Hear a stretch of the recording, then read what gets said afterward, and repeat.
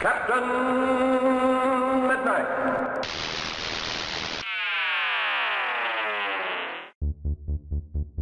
I want to discuss the biggest film of 2018 so far, Black Panther. But to do that, I'm going to have to talk about the past. 1982, to be specific, because that was the year Entertainment Tonight sat down with Marvel legend and Black Panther co-creator Jack Kirby. They didn't do a long segment, less than 3 minutes actually, and it's clear that this is nothing but a short fluff piece for the show, who probably just needed to fill time between segments about Burt Reynolds' love life or whatever shows like this covered in the early 80s. But even in this vaguely condescending context, Kirby still managed to smartly and eloquently sum up his beliefs about the characters that defined his life's work. Well, the characters represent a sort of a transcendent feeling that we all have inside us, that we could do better, we want to do better, we haven't time to do better, that we can be the people that we lionize. Decades later, Kirby and Lee's characters are bigger than ever, and the Marvel universe that they're the grandfathers of has conquered Hollywood. And I think Black Panther is a great example of why. Throughout the movie, you can feel Kirby's words echoing on screen, because Black Panther, like many of the best Marvel movies before it, is taking what Kirby said these characters represent and really digging into it. What does it mean to do better, and to aspire to be a better person? Think you're pretty fast, don't you? Well, I got a few little orange moves of my own.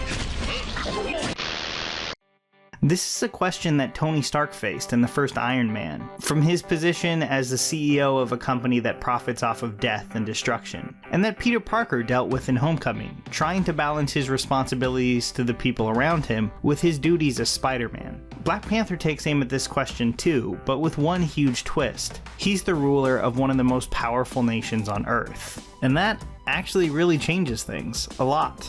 One of the moments that the film's marketing has shown off over and over again is the scene where T'Challa is told that he's a good man with a good heart, and it's hard for a good man to be king.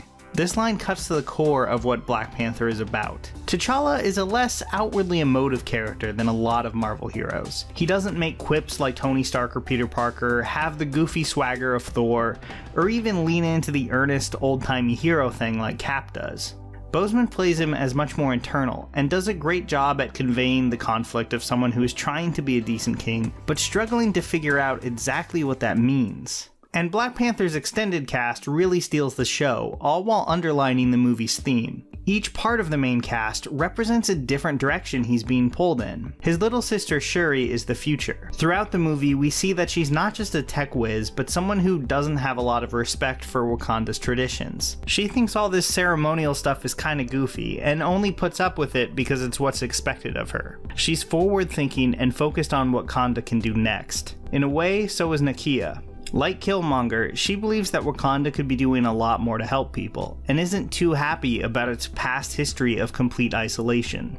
Of course, unlike Killmonger, she doesn't want to start a world war, so there's some more than minor differences there.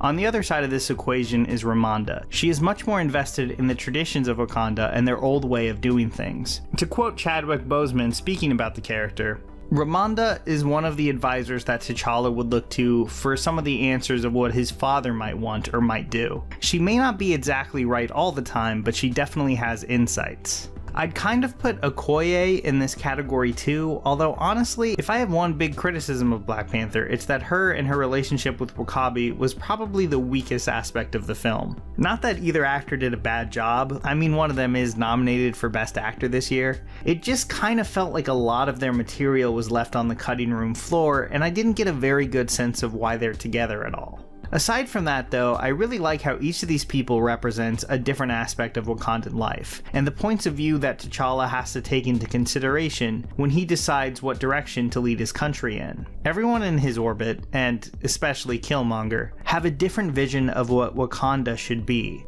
Like Shuri and Ramonda obviously don't agree on everything, but there's probably quite a bit of common ground there too. Judging by the mini civil war at the end though, that's clearly not the case with everyone. This conflict is the backbone of T'Challa's journey. Throughout the film, we see him being forced to challenge his preconceived notions and face up to the fact that there's a lot of things that his predecessors could have done better. All of this feeds into Kirby's description of the main theme of his characters, and it was pretty fantastic to watch that play out on screen.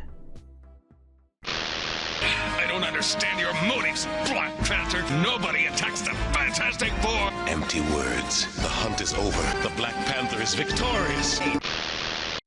Another character I wanted to talk about at some point is Martin Freeman's Everett Ross. This is a character that writer Christopher Priest created in the late 90s.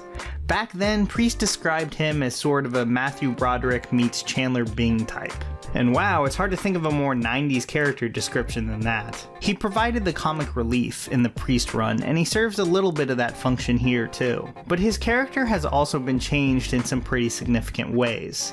He's less goofy and a little more competent. Honestly, he reminds me a lot of Felix Leiter in the James Bond movies, and that scene in South Korea really felt straight out of a 007 film.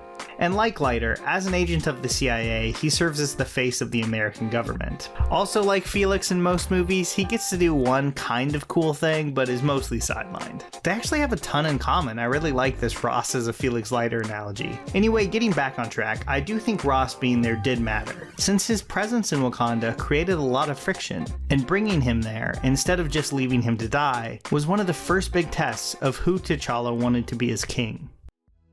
In my last video, I talked about why Killmonger is such a great villain. And yeah, I was far from the only one to make a video like that. With Jordan's great performance, it's easy to see why the character is getting so much praise. I'm hearing a lot less though about Chadwick Boseman's performance as T'Challa, and I understand why. In many ways, it is a less showy role. But I do think he does a great job at conveying the character's inner life and internal struggles. Killmonger may be getting the rave reviews, but the Black Panther himself does a great job getting at what Jack Kirby thought was really at the center of superhero stories: the desire to do and be better.